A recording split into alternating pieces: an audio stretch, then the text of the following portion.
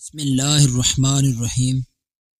محترم ناظرین، السلام علیکم۔ یہ واقعہ حضرت عزیر بن شرخیہ علیہ السلام کا ہے، جو بنی اسرائیل کے ایک نبی ہیں۔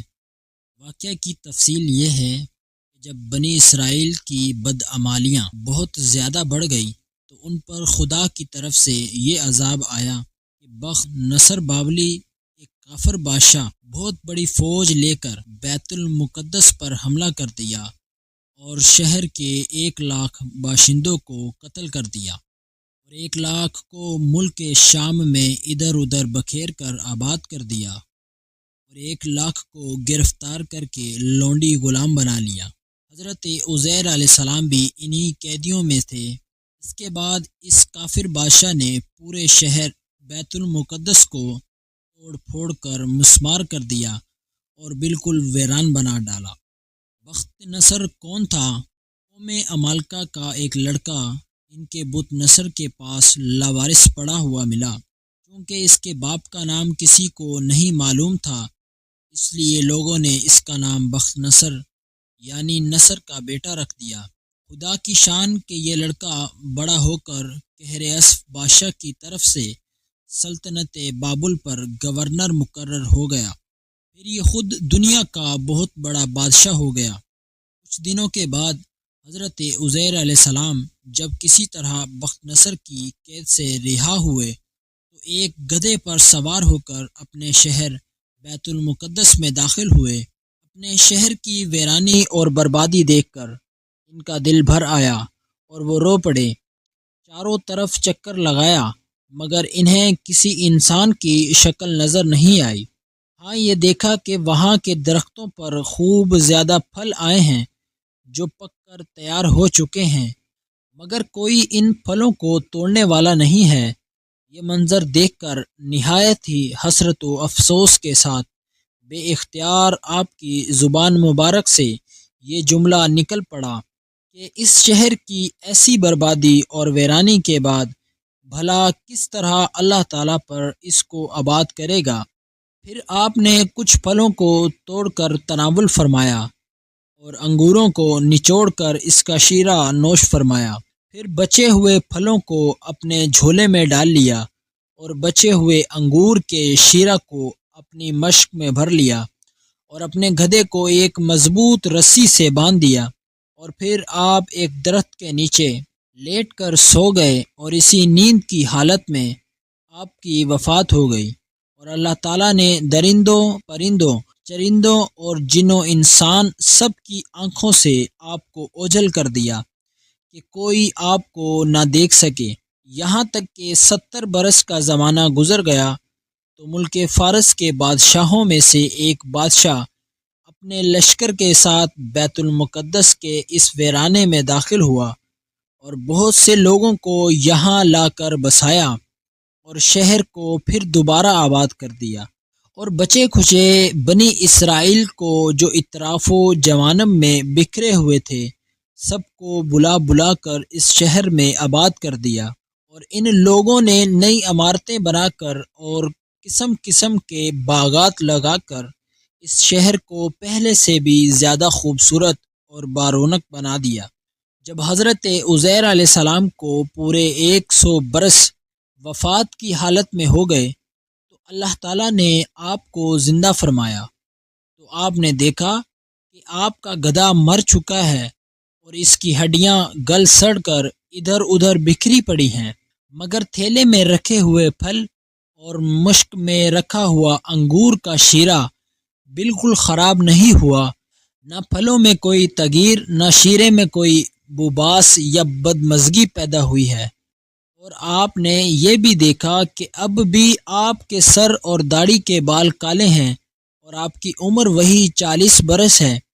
آپ حیران ہو کر سوچ و بچار میں پڑے ہوئے تھے کہ آپ پر وحی اتری اور اللہ تعالیٰ نے آپ سے دریافت فرمایا کہ اے عزیر، آپ کتنے دنوں تک یہاں رہے؟ تو آپ نے خیال کر کے کہا کہ میں صبح کے وقت سویا تھا اور اب عصر کا وقت ہو گیا ہے۔ یہ جواب دیا کہ میں دن بھر سے کچھ کم سوتا رہا۔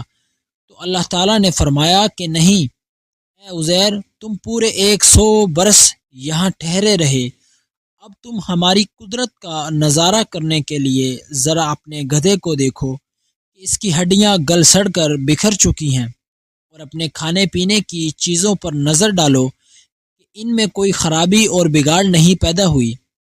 پھر ارشاد فرمایا کہ اے عزیر، اب تم دیکھو کہ کس طرح ہم نے ان ہڈیوں کو اٹھا کر ان پر گوشت پوست چڑھا کر اس گدھے کو زندہ کرتے ہیں۔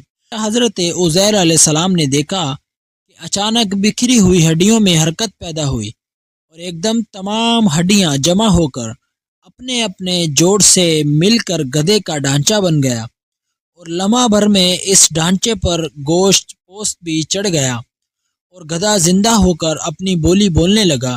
یہ دیکھ کر حضرت عزیر علیہ السلام نے بلند آواز سے یہ کہا، اعلم ان اللہ علی کل شیء قدیر۔ ترجمہ: میں خوب جانتا ہوں کہ اللہ سب کچھ کر سکتا ہے۔ اس کے بعد حضرت عزیر علیہ السلام شہر کا دورہ فرماتے ہوئے اس جگہ پہنچ گئے جہاں 100 برس پہلے آپ کا مکان تھا، تو نہ کسی نے آپ کو پہچانا نہ آپ نے کسی کو پہچانا۔ ہاں، البتہ یہ دیکھ کے ایک بہت ہی بوڑھی اور اپاہج عورت مکان کے پاس بیٹھی ہے، جس نے اپنے بچپن میں حضرت عزیر علیہ السلام کو دیکھا تھا۔ آپ نے اس سے پوچھا کہ کیا یہی عزیر کا مکان ہے؟ تو اس نے جواب دیا کہ جی ہاں۔ پھر بڑھیا نے کہا کہ عزیر کا کیا ذکر ہے، ان کو تو 100 برس ہو گئے کہ وہ بالکل ہی لاپتہ ہو چکے ہیں۔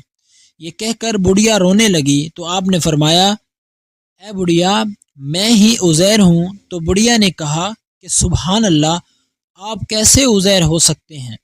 آپ نے فرمایا کہ اے بڑھیا، مجھ کو اللہ تعالیٰ نے 100 برس مردہ رکھا، پھر مجھ کو زندہ فرما دیا اور میں اپنے گھر آ گیا ہوں۔ تو بڑھیا نے کہا کہ حضرت عزیر علیہ السلام تو ایسے باکمال تھے کہ ان کی ہر دعا مقبول ہوتی تھی۔ اگر آپ واقعی حضرت عزیر علیہ السلام ہیں تو میرے لیے دعا کر دو کہ میری آنکھوں میں روشنی آ جائے اور میرا فالج اچھا ہو جائے۔ حضرت عزیر علیہ السلام نے دعا کر دی تو بڑھیا کی آنکھیں ٹھیک ہو گئی اور اس کا فالج بھی اچھا ہو گیا۔ پھر اس نے غور سے آپ کو دیکھا تو پہچان لیا اور بول اٹھی کہ میں شہادت دیتی ہوں کہ آپ یقیناً حضرت عزیر علیہ السلام ہی ہیں۔ پھر وہ بڑھیا آپ کو لے کر بنی اسرائیل کے محلہ میں گئی۔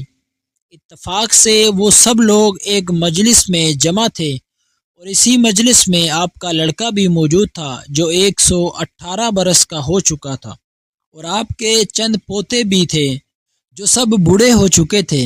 بڑھیا نے مجلس میں شہادت دی اور اعلان کیا کہ اے لوگو، بلا شبہ یہ حضرت عزیر علیہ السلام ہی ہیں، مگر کسی نے بڑھیا کی بات کو صحیح نہیں مانا۔ اتنے میں ان کے لڑکے نے کہا کہ میرے باپ کے دونوں کندھوں کے درمیان ایک کالے رنگ کا مسا تھا جو چاند کی شکل کا تھا، چنانچہ آپ نے اپنا کرتا اتار کر دکھایا تو وہ مسا موجود تھا۔ پھر لوگوں نے کہا کہ حضرت عزیر کو تورات زبانی یاد تھی، اگر آپ عزیر ہیں تو زبانی تورات پڑھ کر سنائیے۔ آپ نے بغیر کسی جھجک کے فوراً پوری تورات پڑھ کر سنا دی۔ بخت نصر بادشاہ نے بیت المقدس کو تباہ کرتے وقت 40,000 تورات کے عالموں کو چن چن کر قتل کر دیا تھا، اور تورات کی کوئی بھی جلد اس نے زمین پر باقی نہیں چھوڑی تھی۔ اب یہ سوال پیدا ہوا کہ حضرت عزیر نے تورات صحیح پڑھی ہے یا نہیں۔ تو ایک آدمی نے کہا کہ میں نے اپنے باپ سے سنا ہے کہ جس دن ہم لوگوں کو بخت نصر نے گرفتار کیا تھا، اس دن ایک ویرانے میں ایک انگور کی بیل کی جڑ میں توریت کی ایک جلد دفن کر دی گئی تھی۔ اگر تم لوگ میرے دادا کے انگور کی جگہ کی نشاندہی کرو تو میں تورات کی ایک جلد برآمد کر دوں گا۔ اس وقت پتہ چل جائے گا کہ حضرت عزیر نے جو تورات پڑھی ہے وہ صحیح ہے یا نہیں۔ چنانچہ لوگوں نے تلاش کر کے اور زمین کھود کر تورات کی جلد نکال لی، تو وہ حرف بحرف حضرت عزیر کی زبانی یاد کی ہوئی توریت کے مطابق تھی۔ یہ عجیب و غریب اور حیرت انگیز ماجرا دیکھ کر سب لوگوں نے ایک زبان ہو کر یہ کہنا شروع کر دیا کہ بے شک حضرت عزیر یہی ہیں۔ اللہ تعالیٰ نے قرآن مجید کی سورہ بقرہ میں اس واقعہ کو ان لفظوں میں بیان فرمایا ہے۔ ترجمہ: یا اس کی طرح جو گزرا ایک بستی پر اور وہ ڈھی پڑی تھی اپنی چھتوں پر، بولا اسے کیوں کر جلائے گا اللہ اس کی موت کے بعد؟ تو اللہ نے اسے مردہ رکھا 100 برس، پھر زندہ کر دیا۔ فرمایا تو یہاں کتنا ٹھہرا؟ عرض کی دن بھر ٹھہرا ہوں یا کچھ کم۔ فرمایا نہیں بلکہ تجھے 100 برس گزر گئے، اور اپنے کھانے اور پینے کو دیکھ کہ اب تک بو نہ لایا، اور اپنے گدھے کو دیکھ کہ جس کی ہڈیاں تک سلامت نہ رہیں، اور یہ اس لیے کہ تجھے ہم لوگوں کے واسطے نشانی کریں، اور ان ہڈیوں کو دیکھ کر کیونکہ ہم انہیں ڈھان دیتے پھر انہیں گوشت پہناتے ہیں۔ جب یہ معاملہ اس پر ظاہر ہو گیا، بولا میں خوب جانتا ہوں کہ اللہ سب کچھ کر سکتا ہے۔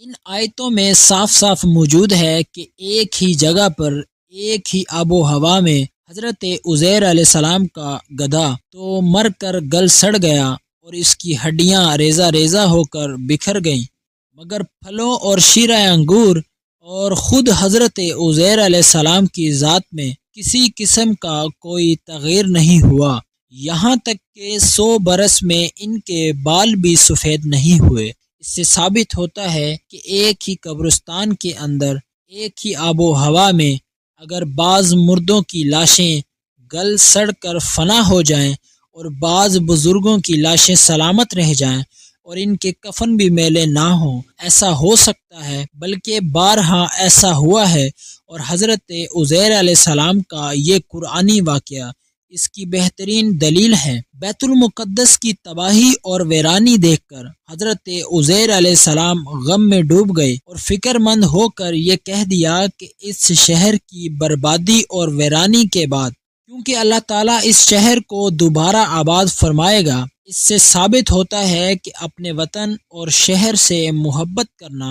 اور الفت رکھنا صالحین اور اللہ والوں کا طریقہ ہے۔